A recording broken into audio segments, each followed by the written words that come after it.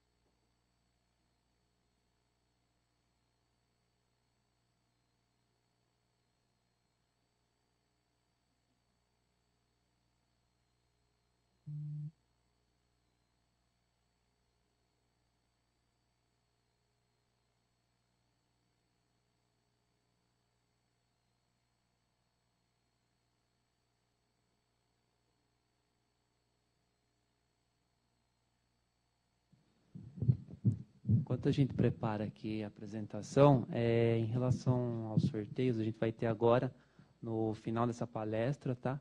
Na palestra das 11 horas, que é da DotLib, a gente vai ter o sorteio de um tablet, conforme já foi anunciado durante a semana. A DotLib já participa com a gente há 15 anos na semana e eles sempre trazem um tablet para sorteio, então participem, tá? Chamem os colegas, já passem um WhatsApp enquanto a gente está preparando aqui para o pessoal vir participar.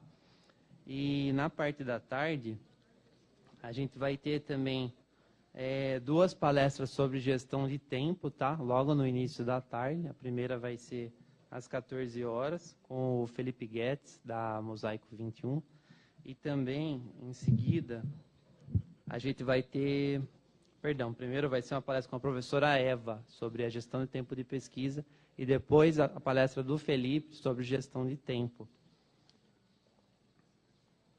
E também a gente vai ter uma palestra No final, é um workshop da EBSCO, SAGE Research Methods, e conceitos básicos em metodologia e pesquisa, tá? Então, aproveitem essa programação que a gente tem hoje. E lembrando que amanhã também a gente tem o treinamento do Solid Edge, da empresa Smart PLM, vai ser lá na STI. Então, além desse treinamento, a gente vai ter também o plantão de dúvidas do Mendeley e do EndNote, conforme foi anunciado ontem, tá? E o plantão de dúvidas, ele vai ocorrer tanto de manhã como à tarde. Então, se alguém for participar do treinamento do Solid Edge na parte da manhã, pode ir à tarde lá na biblioteca, que também vai estar ocorrendo o plantão, tá? Do Mendeley e do EndNote. E também tem outras atividades, né? Tem uma atividade de queimada amanhã, que vai ser lá no Cefer. Então a gente convida aí a todos a participarem aí nos nossos últimos 2 dias de semana.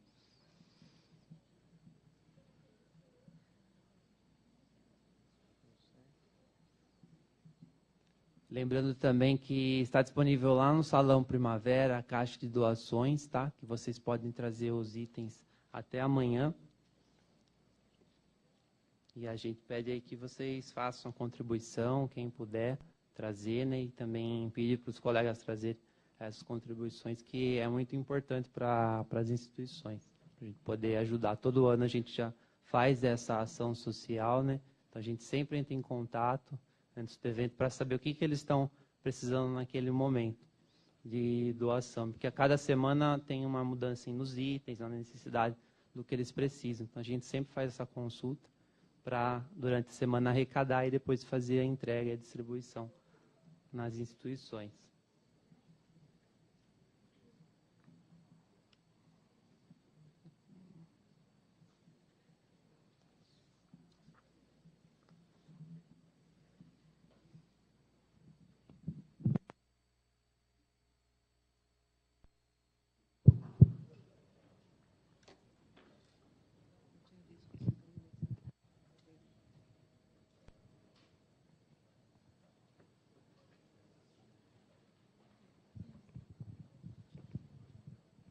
Oi, pessoal, bom dia. Primeiramente, eu gostaria de agradecer o convite da Helenise e de todo o pessoal da comissão. É uma honra para mim participar dos eventos da USP e fico mais feliz ainda de ver esse auditório cheio, muito gratificante para mim. Bom, eu sou a Amelie, eu sou psicóloga, eu atuo na clínica, eu atendo adultos, atendo muito estudante de diversas queixas. E eu também atuo como consultora de recursos humanos, como já foi apresentado, principalmente na área de treinamentos. E essa é uma área que eu sou apaixonada. Além da clínica, eu gosto muito de estar em sala de aula, de dar cursos, palestras, treinamentos. E por conta disso, eu fiz um mestrado na UFSCar, um tempo atrás, na área de habilidades sociais. E tem uma habilidade social em específico que eu tenho muito interesse desde que eu sou pequenininha, que é a habilidade social de falar em público. E por que desde que eu sou pequenininha? Bom, acho que muito por um legado e por uma influência do meu pai. O meu pai é o Sintra, não sei se vocês já ouviram, alguns devem conhecer, outros já ouviram falar. Ele é professor da Civil aqui do CAASO e... Na verdade, ele está aqui nesse cantinho da foto, aqui nessa pontinha. E por mais de 25 anos, ele ministrou uma disciplina para pós-graduação que chamava Didática e Oratória no Ensino Superior. Então, nessa disciplina, ele preparava os alunos para darem palestras, fazerem apresentações em congressos, defesas e também para dar aula. E eu acompanho meu pai nesse tema há muito tempo, eu fiz a disciplina dele também já, a gente tem atuado junto nessa temática, dando palestra, dando cursos. E também, então, por conta disso, eu vou trazer muito desses elementos para vocês. Acho que eu vou trazer a técnica, muito do que eu vou explorar aqui vai ser essa técnica de apresentação que ele elaborou, junto também com todo o conhecimento da psicologia e o que essa área das habilidades sociais tem a contribuir. Então, o nosso tema de hoje é como falar em público. e o como falar em público de um modo, pensando no modo mesmo, num jeito de falar em público. Então, a gente vai explorar os recursos que todo apresentador utiliza nesse momento de falar em público. E tendo em vista que a gente está aqui num contexto de universidade, é muito comum que as apresentações elas aconteçam com o uso de slides, não é? Quem é que usa os slides nas apresentações? Todo mundo. Bom, então, tendo em vista que é muito comum, a gente também vai explorar esse tema do slide, como trabalhar o slide de uma forma adequada. Então, eu gostaria que, ao longo dessa palestra, vocês fossem observando tanto os meus slides, quanto também o meu comportamento nesse momento de falar em público. E agora, mais uma pergunta para vocês. Quem aqui gosta de falar em público? Tá. Quem aqui não gosta de falar em público, levanta a mão. Acho que ganhou um pouco quem não gosta de falar em público. E, na verdade, não é algo que me surpreende. Tem muitas pesquisas nessa área e muitas pesquisas apontam que isso acaba sendo algo mais natural, né? As pesquisas dizem que a população, de um modo em geral, ela teme estar nessas condições e nessas situações de falar em público. Então, tem uma pesquisa que ela é realizada por muito tempo, que ela pergunta o que você tem mais medo. Você tem medo de doenças, de morte, de problemas financeiros, de falar em público?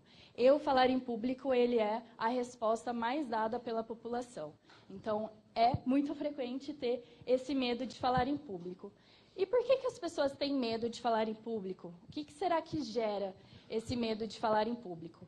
Então, agora eu vou trazer 2 aspectos que podem estar por trás desse medo de falar em público, e eu vou trazer 2 técnicas para solucionar esse aspecto.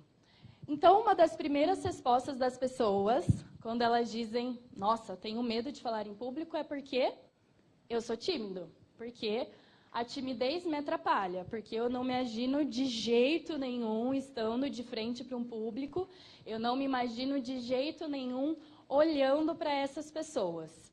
Então, a timidez e também está relacionado com uma dificuldade de fazer o contato visual, né? E eu tinha trazido um vídeo, mas não rolou, não deu certo porque a gente teve um probleminha com a apresentação. E esse vídeo ele mostrava um exemplo de uma pessoa que ele estava tentando chavecar uma menina, né, convidar ela para sair, e ele não consegue de jeito nenhum olhar para essa pessoa, ele fica de costas para ela, chamando ela para sair. Então, é muito comum existir essa dificuldade de fazer contato visual, e não só quando você está diante dessa tarefa de falar em público, mas em diversas situações. Então, eu tenho dificuldade de fazer contato visual. Como que eu posso solucionar isso? O que eu posso fazer?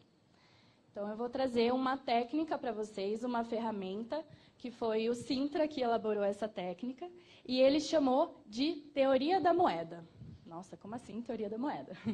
Aqui pensando em moeda não num caráter, uma teoria não no caráter econômico, pensando numa moeda mesmo, um objeto moeda. Então, por exemplo, a gente tem uma moeda de R$1, né? Mas poderia ser qualquer outra moeda. O que caracteriza uma moeda? O que todas as moedas têm? 2 faces. Muito bem, é isso mesmo. Então, vamos explorar essa questão de 2 faces. Eu fui convidada para vir aqui, para fazer essa palestra com vocês. Eu estava sentada, eu me levantei, vim até aqui e, pum, me deparei com todo esse público. E o que eu descobri? Nossa, está todo mundo me olhando. E está todo mundo me olhando mesmo. E isso incomoda, isso gera um desconforto, dá vontade de olhar para baixo, dá vontade de sair correndo. Eu me sinto avaliada, eu me sinto julgada. Então, nós vamos dizer que essa situação é um lado da moeda. Então, essa é uma face, que é eu estou sendo olhada. E é isso que pega para muitas pessoas, o estar sendo olhado, principalmente para as pessoas que são mais tímidas. Porque você se sente realmente, dá essa sensação de que eu estou sendo avaliada, do que as pessoas estão me julgando. Então, como que a gente poderia solucionar isso e desenvolver o contato visual? Alguém aí? Uma ideia? Pensando nessa característica da moeda? Isso. Vamos virar essa moeda e olhar para outra face. E se de uma face eu estou sendo olhado, qual seria a outra face? Muito bem, vocês são muito bons. Eu estou olhando. Então, nesse momento, eu me propus a falar em público, eu cheguei aqui na frente, eu vim para cá, me deparei com as pessoas e, na verdade, sou eu que estou olhando. Eu que estou me condicionando a olhar. Então, a gente pode até falar que quem, na verdade, está avaliando sou eu. Sou eu que estou observando o comportamento de vocês. Eu vejo pessoas sorrindo, eu vejo pessoas concentradas. Sou eu que estou observando. E isso é muito legal, né? É muito prazeroso olhar para as pessoas no momento que você está apresentando. E olhando para as pessoas, vocês conseguem perceber também a reação dessas pessoas frente àquilo que você está falando. E, naquele caso, né, que eu estou sendo olhado e se incomoda, é muito comum que a pessoa esteja, o que a gente chama de viciado nesse lado da moeda.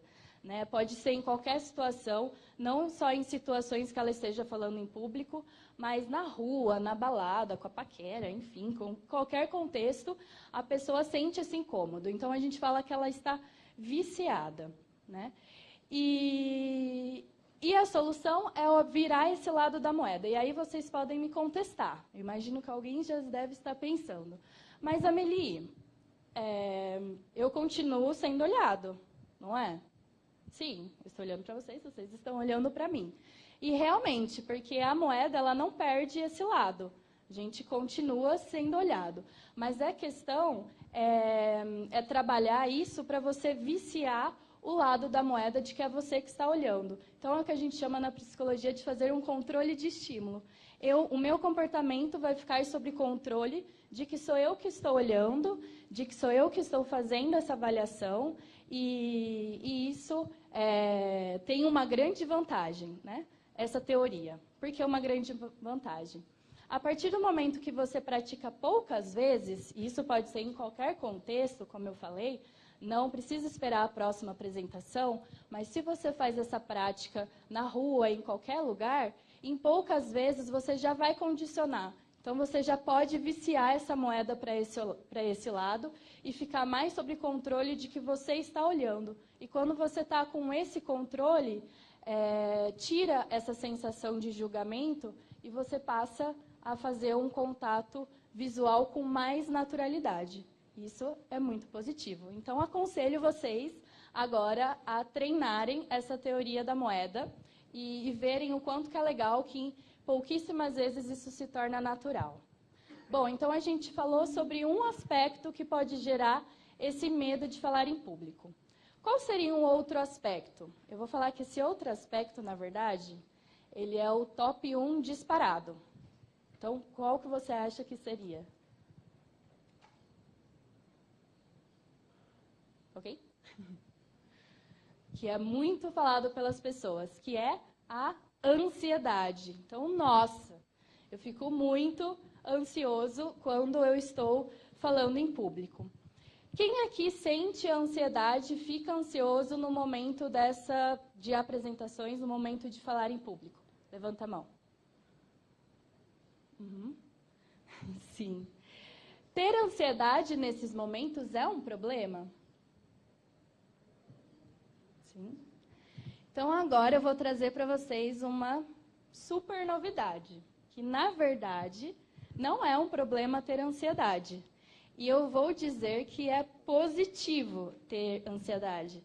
E eu vou me arriscar ainda mais dizendo que, em muitos casos, é a solução ter ansiedade. E a ansiedade ela pode favorecer o bom desempenho. Então, a ansiedade não é um problema, ela é natural. E eu vou provar isso para vocês, como que a ansiedade é natural. Todo mundo aqui conhece Roberto Carlos. Quantos shows será que o Roberto Carlos já fez na vida? Nossa, muitos, né? Não dá nem... É verdade, vamos contar os finais de ano. Bom, então, temos aqui uma contestação do Roberto Carlos, ele estava ensaiando para um show e olha o que ele falou. Eu estou nervoso pra caramba. Então, é natural sentir ansiedade. Todo mundo sente ansiedade, tem esse nível, enquanto você está fazendo apresentações oral. Então, ela é natural e ela é necessária. Um médico que já foi jogador da seleção brasileira, o Tostão, ele é médico, ele escreve algumas matérias também, e teve uma matéria dele que ele estava falando sobre a ansiedade. E aí ele falou que a ansiedade para os atletas funciona como se fosse um doping natural. Como assim um doping natural? Né? Quando o atleta ele está ansioso, ele vai para o jogo, ele vai para o campo, ele fica muito mais ligado, ele fica muito mais veloz, ele fica com um foco de atenção muito maior. E quando o atleta, antes do jogo, ele não está ansioso, o efeito é que ele fica relaxado. Então, ele perde um pouco a atenção, ele perde um pouco a velocidade, ele demora um tempo para engrenar nesse jogo. Então, o Tostão ele fala que a ansiedade funciona como se fosse esse doping natural. Quando a gente está ansioso, nesse momento de falar em público, é muito natural que aconteça o quê? Que a gente foque nas ameaças. Então, a gente tem aqui pensamentos focados em ameaças, pensamentos que eu diria que são ruins. Então, geralmente, você começa a sentir os sintomas, que pode ser, altera o batimento cardíaco, boca seca, tremor, vermelhidão, enfim, você sente esses sintomas e aí você começa a prestar mais atenção neles, e isso pode até elevar mais o seu nível de ansiedade. Né? E a gente falou que a ansiedade ela não é um problema, né? Ela tem aspectos positivos. Na verdade, ela é um problema quando ela passa dos limites. Então, tanto em intensidade quanto em duração. E quando que a ansiedade ela passa dos limites? Quando isso atrapalha o meu desempenho, né, na atividade, qualquer coisa que eu estou fazendo, e quando isso também é perceptível para o público, que atrapalhou. E, então, a ansiedade, quando você foca nesses aspectos negativos, geralmente também está relacionado com isso que está passando dos limites. E qual que é a solução que a gente tem para isso? A solução, nesse momento, é usar os pensamentos compensadores, que uma abordagem cognitiva ela vai chamar de pensamentos compensatórios ou pensamentos alternativos. Como que é? Então, se quando eu estou ansioso, eu foco nas ameaças, eu posso inverter isso focando nos aspectos positivos. Então, vamos dar um exemplo. Um pensamento, eu estou ansioso, não vai dar certo. Como que eu posso compensar isso?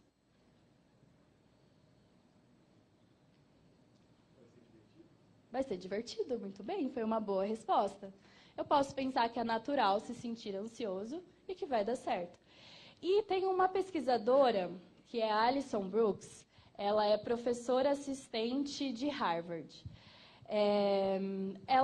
Nas pesquisas dela, ela constatou que é muito comum as pessoas tentarem compensar isso, pensando, quero ficar calmo, quero ficar relaxado. Estou ansioso, quero ficar calmo. E ela apresenta evidências científicas de que essa não é a melhor tática para isso. Ela fez uma pesquisa com vários participantes, teve uma metodologia científica bem interessante. E o que ela constatou? Que quando você pensa nessas situações, eu estou animado, as pessoas que pensaram eu estou animado antes de irem para as apresentações, elas tiveram desempenho muito melhores do que as pessoas que pensaram, por exemplo, eu estou calmo. E por que será isso? Tem muita relação com o que eu falei do sentido do doping natural. Porque eu estou animado e eu estou ansioso, tem algumas semelhanças no nível de excitação. Agora, quando você mentaliza que você está calmo, você pode relaxar demais e a energia não é a mesma. Então, toda vez que eu perceber que eu estou ansioso ou que essa ansiedade ela vai passar dos limites, eu compenso esse pensamento. E, obviamente, que se for o caso de uma pessoa que se sente muito ansiosa, isso causa prejuízos na vida, é aconselhável que essa pessoa procure uma ajuda profissional e um melhor acompanhamento pode ser uma opção mais adequada. Eu atendo muitos casos na clínica de ansiedade e dificuldade de falar em público, e aí na clínica é uma forma mais fácil, por exemplo, de você trabalhar melhor essas questões. Bom, então, agora eu gostaria de... Nós vamos explorar um pouco o outro lado que envolve falar em público, que é o lado dos slides. E, para isso, eu selecionei um tema bem simples, que eu vou apresentar para vocês. Eu sei que a gente está aqui num contexto que é mais exatas, correto? Sim. Então, uma das coisas é, como que eu apresento gráficos, tabelas e dados com os slides? E eu vou utilizar um exemplo bem simples para a gente trabalhar um pouquinho sobre isso. Eu vou apresentar para vocês sobre o índice de massa corporal, o IMC, que a fórmula é peso sobre a altura quadrada, na verdade a massa, né? Já sei que isso é mais charmoso, na verdade o mais correto. Massa sobre a altura quadrada. E nós temos no IMC alguns valores que representam algumas condições. Então, por exemplo, os valores abaixo de 18,5 representam uma condição de subnutrido. E os valores de 18,5 até 25, uma condição saudável. E agora eu já vou parar um pouquinho essa apresentação e vou fazer uma perguntinha para vocês. Eu cheguei até o saudável ali, né, na condição saudável. Quem já tinha visto todas as informações dos slides? Levanta a mão. Nossa, vocês são muito rápidos. Na verdade, isso é muito comum. E o que esse slide ele reflete? Qual que é o meu papel aqui quando eu estou apresentando esse slide? É necessário ou não é necessário? É um tanto quanto desnecessário, no sentido de que todas as informações já estão ali. Então, essa tabela ela é muito boa quando ela está no livro, na internet, por exemplo, que a pessoa ela precisa aprender esse conteúdo sozinho, não tem ninguém para explicar. Mas quando eu estou aqui, né, apresentando para vocês um assunto, isso passa a ser um tanto desnecessário, que é o que a gente chama de uma tabela autoexplicativa. Não tem mais o que eu falar que não está ali na tabela. Eu vou colocar alguns elementos a mais, mas já está muito explicada essa tabela. Então, esse, na verdade, foi um modelo que é muito comum se ver nas apresentações, mas que eu acho que a gente pode melhorar esse modelo. Como que a gente poderia melhorar essa tabela? Isso. Então, ir projetando aos poucos as informações. Uma ótima forma. Né? Muito bom, dá para fazer as tabelas nesse formato. Então, agora eu vou trazer 2 outros formatos que é possível de apresentar esse tema. Um formato agora um pouco mais criativo. Eu vou falar para vocês sobre o índice de massa corporal, o IMC. Qual que é a fórmula? Como que a gente calcula esse índice? Massa sobre a altura ao quadrado, muito bem. O IMC ele tem um valor que ele é muito marcante, que é o 25.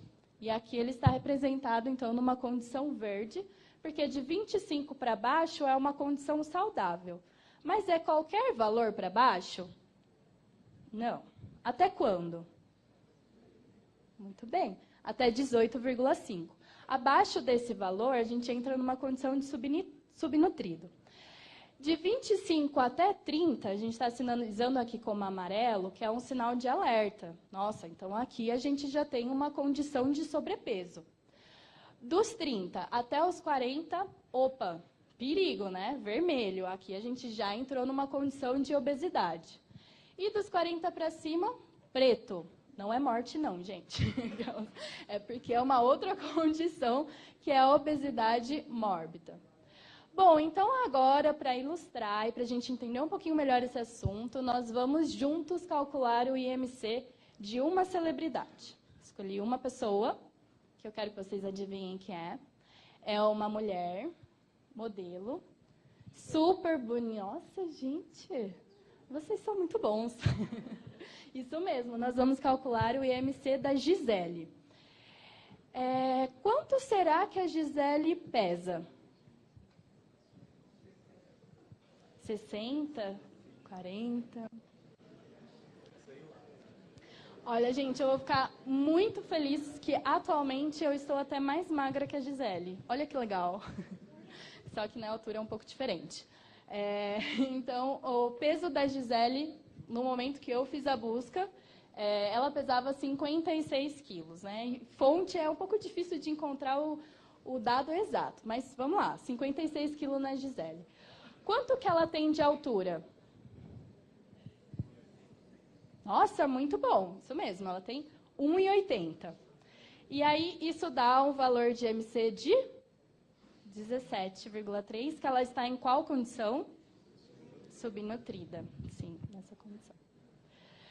Bom, então agora eu vou apresentar para vocês novamente sobre o IMC, e agora eu vou utilizar um gráfico para fazer essa apresentação. Então vamos lá. O IMC, Índice de Massa Corporal, vamos decorar isso aí daqui a pouco. Qual que é a fórmula para calcular? Massa sobre altura ao quadrado. Nós temos aqui, no eixo X, a altura em metros, e no eixo Y, o peso, né, a massa, em quilos. E no IMC, a gente tem um valor que ele é muito significativo, o valor 25. De 25 até 18,5, a gente entra numa condição de saudável. Abaixo de 18,5 é a condição de subnutrida. De 25 até qual valor? 30, muito bom. A gente está num sinal amarelo, um sinal de alerta, uma condição de sobrepeso. De 30 a 40, a gente entra numa condição de obesidade e acima desse valor, obesidade, e acima desse valor, obesidade mórbida. Bom, então, eu trouxe esses assuntos para ilustrarem. Como vocês podem ver, eu apresentei o mesmo tema de 3 formas diferentes, não é mesmo? Então, a gente pode dizer que não existe uma receita de bolo, não existe um passo a passo para seguir no momento que você vai montar uma apresentação e no momento que você vai preparar os slides. Vai muito da criatividade de cada um para montar da forma com que gosta mais. Pode falar.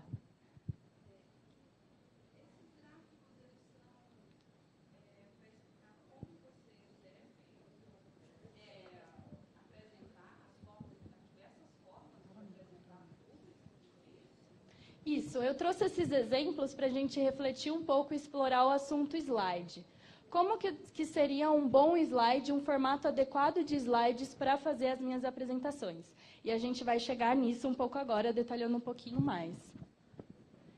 Então, nesse formato, eu falo que não tem o passo a passo, não tem uma receita de bolo para seguir, mas a gente está caminhando para trabalhar alguns conceitos fundamentais quando a gente pensa em slide.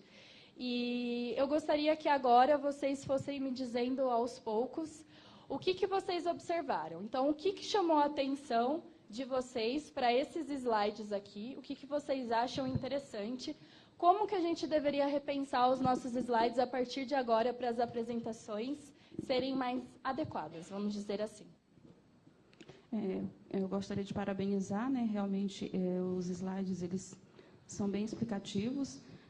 A primeira forma, que é a tabela, realmente é autoexplicativo para que você possa compreender de forma que não precise de uma ajuda. Uhum. Mas o que eu gostaria de colocar, embora eu tenha agora passado no processo seletivo de doutorado na bioengenharia, minha formação é educação física. Uhum. Então, IMC é algo que intriga muito a área dos educadores físicos. Por quê? Porque cada pessoa tem um tipo de corpo. Uhum. Né? Então, dependendo do corpo, eu não posso classificar uma pessoa como subnutrida, uma pessoa como obesa ou uma pessoa até mesmo em obesidade mórbida. Uhum. Então, como é um tema muito importante, que mexe com todos nós, porque quer queira, quer não, como é um cálculo fácil e de rápido acesso, né, a gente consegue fazer muito rapidamente, qualquer pessoa não precisa ter formação em educação física para fazer. Mas como é um tema muito importante na minha área, porque tem caído é obsoleto utilizar o IMC. Né? Mas como apresentação de slide, eu gostaria de parabenizar, porque realmente está bem interessante. Mas como questão de informação para conteúdo, para que se possa utilizar na vida diária, não é algo que possa ser utilizado só Porque se você for utilizar ele só, ele realmente vai trazer vários viés que a gente não quer incorrer nesse erro. É só Sim, isso mesmo. Não, eu Mas muito agradeço obrigada. a participação e, com certeza, o objetivo não é nem o tema que eu estou apresentando, mas sim o formato, como que eu preparei os meus slides e o que eu falei para vocês no começo da apresentação, para prestarem atenção em como eu estou fazendo isso. Então, o IMC foi um assunto simples, que é um assunto explorado, que foi fácil de falar porque tem números. Eu sou psicóloga, então eu não lido muito bem com números, já adianto para vocês. E esse foi um tema simples para mim, para explicar um pouquinho sobre o assunto e para trazer para vocês que existem diferentes formas. Com certeza tem muita polêmica com relação a esse tema, assim como qualquer outro tema que a gente for trabalhar aqui, sempre vai ter várias visões sobre o assunto. Então, sim, realmente a gente não pode ficar classificando as pessoas, né? Não é algo legal fazer essa classificação. Foi só uma forma realmente de ilustrar o que eu gostaria de passar para vocês, né? Foi um tema assim, que eu vi que seria bom para trabalhar os números, que é algo que vocês trabalham, e mostrar as diferentes formas de apresentar esses números. Em tabela, não sendo autoexplicativo, nem necessariamente você precisa apresentar em tabela ou em gráfico, igual o segundo slide que eu mostrei para vocês. Tentar trazer para a realidade isso de classificar, talvez, a Gisele, foi para mostrar que é possível você fazer associações com coisas práticas, talvez pode não ter sido a mais adequada, concordo, mas é nesse sentido. E um outro tipo é pensando no gráfico. Então, eu queria que a gente... Deixa eu ver quanto tempo eu tenho. Gostaria que a gente refletisse um pouquinho sobre os slides, né? Então, sobre os slides que eu apresentei até agora. O que vocês notaram e o que é legal, pensando assim, não existe passo a passo, não existe receita de bolo, mas qual que é o princípio básico dos slides? O que é fundamental para os slides? Eu achei legal assim, que você alterna a imagem com momentos sem informação na tela. Eu achei interessante essa alternância, né, entre não ter nada na tela e ter depois informações, porque a gente acaba mudando o foco da imagem para o palestrante, que é uma coisa importante. Às vezes, se a pessoa está falando e tem um desenho, um texto no slide, acaba distraindo, né, quem está ouvindo. Isso, com certeza. Porque, se a gente for parar para pensar, qual que é o principal? O apresentador ou os slides? O apresentador, né? Então, ele precisa ser o foco, ele precisa conseguir explorar aquele assunto, e não é sempre que o slide é necessário. O slide ele vai entrar como uma ferramenta muito boa para facilitar o entendimento do público. Então, se vocês forem ver, a gente pode até contar o número de slides que eu trouxe para cá, para o tanto de minutos que eu tinha na minha apresentação. E o fundamental é esse. E aí você destacou já duas coisas importantes, né? Que os slides, até o momento, e o que nós pensamos como um formato ideal para as apresentações é usar imagens, e se não tiver imagens para ser usadas, quais são as outras alternativas? Eu vi que você pôs ou imagem ou só as palavras-chave, nada de texto, porque cai naquilo que você falou, se o slide for autoexplicativo também, né? Exatamente. Não precisa do palestrante. Então, a gente chega num conceito bom de slide quando ele tem imagens e palavras-chave. Justamente porque sou eu que vou apresentar o tema para vocês, né? Eu não preciso ter tudo no slide, senão vocês não precisam de mim, não é mesmo? Tem muitas apresentações que a gente vê por aí que, se eu recebesse o arquivo e lesse em casa, eu ficaria sabendo também do conteúdo. Então, nesse sentido de que o apresentador é importante, então eu vou explorar de palavras-chave e de imagens e não colocar textos nos meus slides. Lógico que toda regra tem exceção. A depender da situação, é preciso colocar um textinho, mas desde que isso não seja a parte maior assim dos seus slides, né? E tem situações que, se é preciso ter texto, entrega em papel. Às vezes é até melhor do que colocar no slide, porque texto no slide, você delimita o seu papel de leitor, e não de orador e de apresentador. Então, o que mais que eu usei? O que mais que é interessante para esse modelo de slide? Pode falar.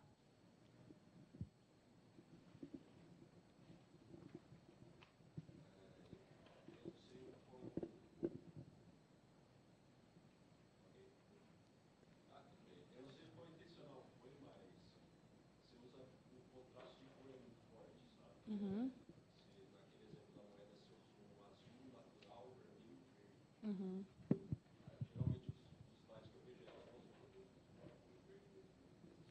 Sim, é.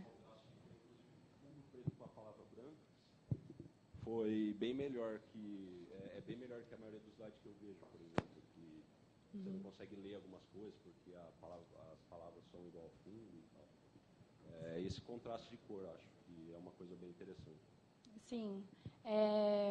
Quanto mais, não fazer os slides um carnaval, por exemplo, né? Mas quanto mais cores atrativas você coloca, mais você dá o foco. Tem estudos na área de neurolinguagem que mostra que cores chamativas, elas destacam mais para a pessoa e facilita na memorização. Então, eu acho um bom formato, ter um formato clean de slides. Então, como vocês viram, não é poluído esses slides e tem essas cores que chamam a atenção. E aí, outra coisa que... Pode falar.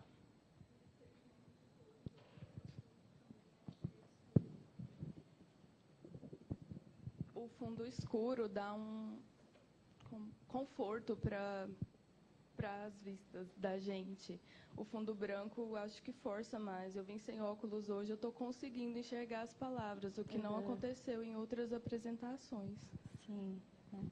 Então, o fundo preto é algo interessante e ele pode ser muito bem explorado quando a gente não tem textos, por exemplo. Se tivesse texto, já não daria mais para colocar esse fundo, ficaria estranho, talvez. Não sei muito ao certo, porque eu não testei. Mas, realmente, o fundo preto também é legal. E, como vocês perceberam, ao longo das apresentações, eu tiro a projeção, que é quando eu quero fazer a transição de um assunto para outro, ou quando eu quero que o público realmente foque naquilo que eu estou falando. Bom, então, um outro elemento que ele é fundamental para os slides é colocar o uso de projeção gradual. Então, se vocês foram percebendo, ao longo da minha apresentação, a todo momento, vocês não estavam vendo o slide totalmente pronto, né? Eu fui projetando o assunto de forma gradual, eu falava e depois eu projetava sobre aquilo. E por que fazer a projeção gradual? Muito bem, exatamente isso, não dá spoiler, né? E você deixa as pessoas curiosas para saber o que vai vir. É uma forma de fazer com que as pessoas fiquem mais atentas e desperte mais interesse. Elas não sabem o que vai vir. Então, a projeção gradual é o que vai nos ajudar a não deixar um slide autoexplicativo, né? Porque se eu projetasse, se eu não tivesse essa ferramenta, as informações estariam todas prontas para vocês. Vocês já poderiam ler tudo antes de eu falar, por exemplo. E, além da projeção gradual, também é boa, porque daí eu consigo fazer interação com vocês. Se eu tivesse projetado tudo de uma vez e perguntasse, a resposta estava no slide. Então, com a projeção gradual, também facilita essa interação.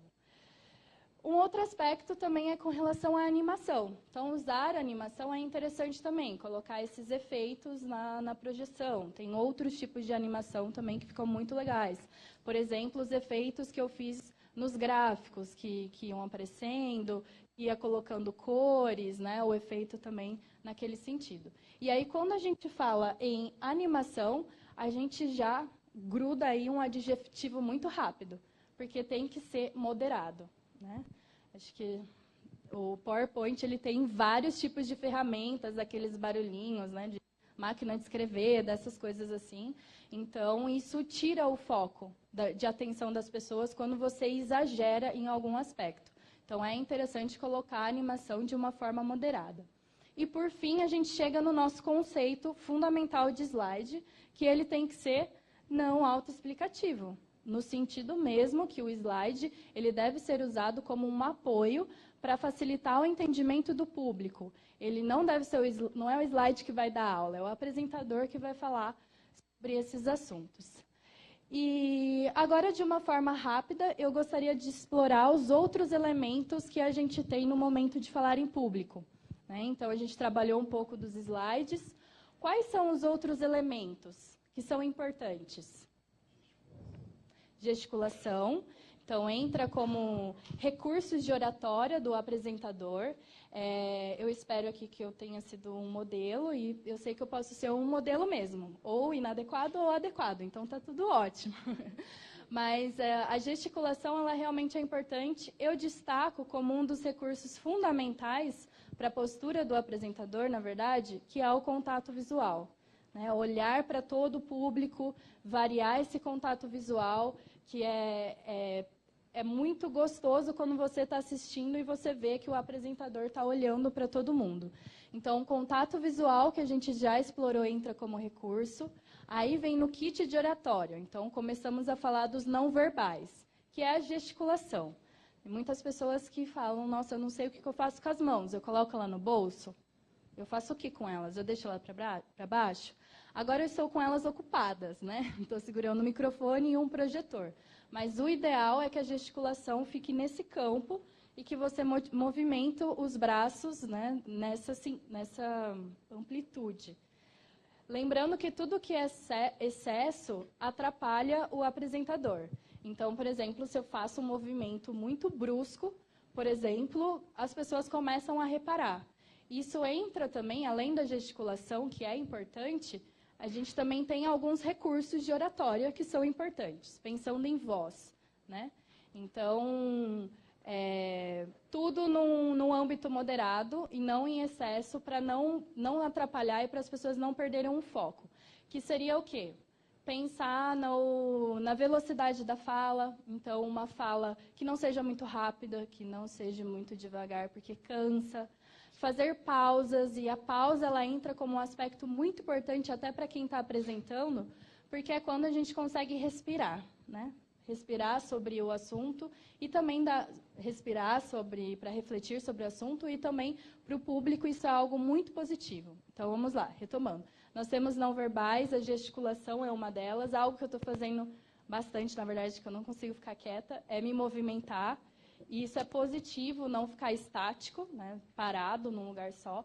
É legal se movimentar e movimentar também para conseguir olhar todo o seu público, dependendo do lugar que está. Então, tem a movimentação, gesticulação como não verbais. E os verbais? A gente falou da velocidade da fala, o que mais que pode ter? Entonação de voz. Então, realmente explorar aqui algumas palavras e colocar ênfase, colocar até animação em algumas coisas que vocês vão falar, porque é muito chato quando é um monólogo, quando é algo sempre na mesma tonalidade. Então, explorar a tonalidade de voz também.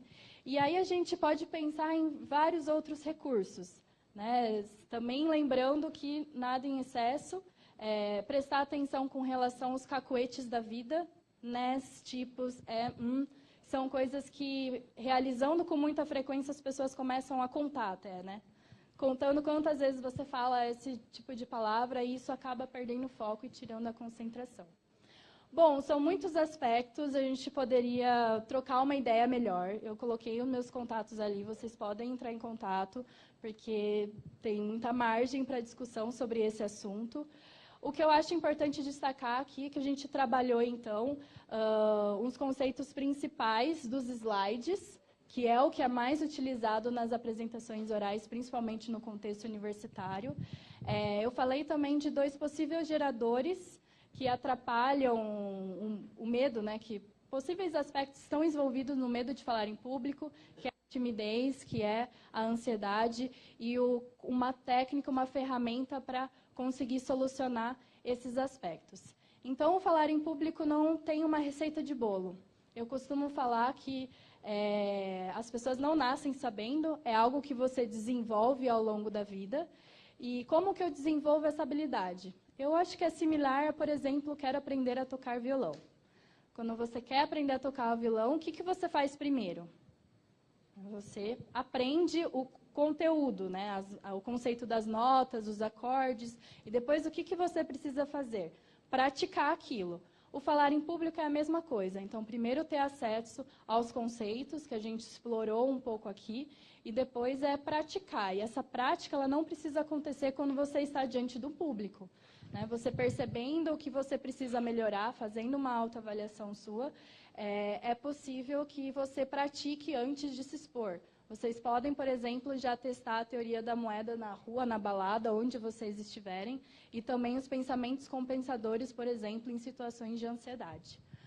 Bom, então é isso que eu tinha para apresentar para vocês. Eu espero que vocês tenham gostado e eu fico à disposição para tirar dúvidas. A gente pode conversar agora, quem quiser também.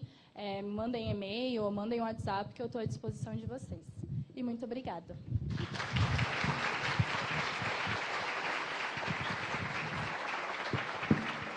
Obrigado, Amelie, pela apresentação. Nós convidamos todos para um rápido café no Salão Primavera.